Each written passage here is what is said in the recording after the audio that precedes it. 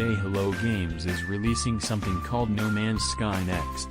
It is not the sequel to the massively ambitious 2016 game No Man's Sky but rather the latest in an ongoing attempt to make it hew closer to what No Man's Sky was once thought to be.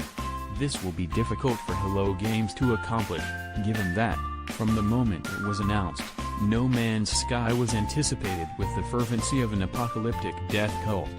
Those don't typically end well, and No Man's Sky has struggled, to say the least. The pitch, as first revealed in 2013, was tantalizing a sprawling and kaleidoscopic sci-fi cosmos, teeming with flora and fauna, to explore via your own spaceship.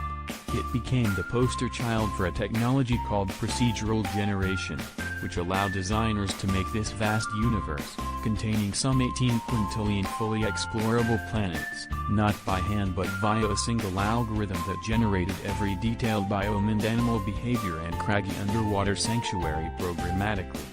The notion that a line of code could be so powerful turned the game's creative director, Sean Murray, into an instant celebrity. He received a phony New Yorker profile, and on The Late Show, Stephen Colbert asked him if he'd be replacing Morgan Freeman as God.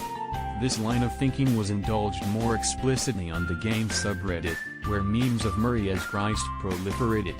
The community became so obsessed with the transformative arrival of the game, the notion that it would be playable forever, an endless font of discovery and adventure, that, when Kotaku reported it would be delayed by a few weeks, these fans threatened to kill the author of the story. Of course, upon the game's actual release, they were disappointed. Perhaps the disc contained an entire new cosmos waiting to be explored, but in practice these big planets felt like merely one stretch of pretty colors after the next. And what was there to do on them? You farmed materials and upgraded your ship and jumped to the next planet, where you'd farm materials and upgrade your ship and jump to the next planet. It turned out that an algorithm could make a galaxy, but it couldn't quite make a game.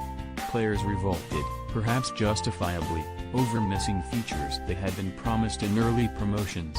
Hello Games was sued unsuccessfully for false advertising. Gamers are, if nothing else, vehement consumers.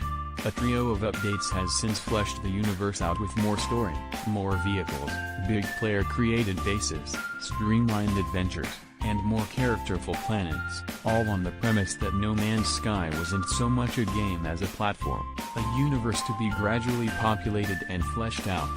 Next, the update released today, builds in a full suite of multiplayer components, making your journey through the cosmos a little less lonely. And yet it's difficult to believe it'll be enough, if not to fulfill the sky-high hopes of its pre-release acolytes, then at least the promise of a procedural universe. It still feels weird there, alien, sure, but bland. The game slots into a burgeoning field of artworks created by or in collaboration with machines, all of which tussle, in some manner, with this dilemma. Sometimes this takes the form of procedural generation, like No Man's Sky, and other times it's via machine learning, a technique by which programs consume vast data sets so as to teach themselves to paint or write or act. We've seen robotic attempts at episodes of Seinfeld and chapters of Harry Potter. They've produced Dune levels, Pantone colors, and podcasts. We have AIs doing punk rock and Christmas music and some truly bone-chilling pop country. We've seen Newling Cronenbergian nude paintings and fairly believable old masters paintings. There are horror stories written in real time on Twitter and a short film starring Thomas Middleditch written by a machine. None of these are particularly good, which is generally part of the point.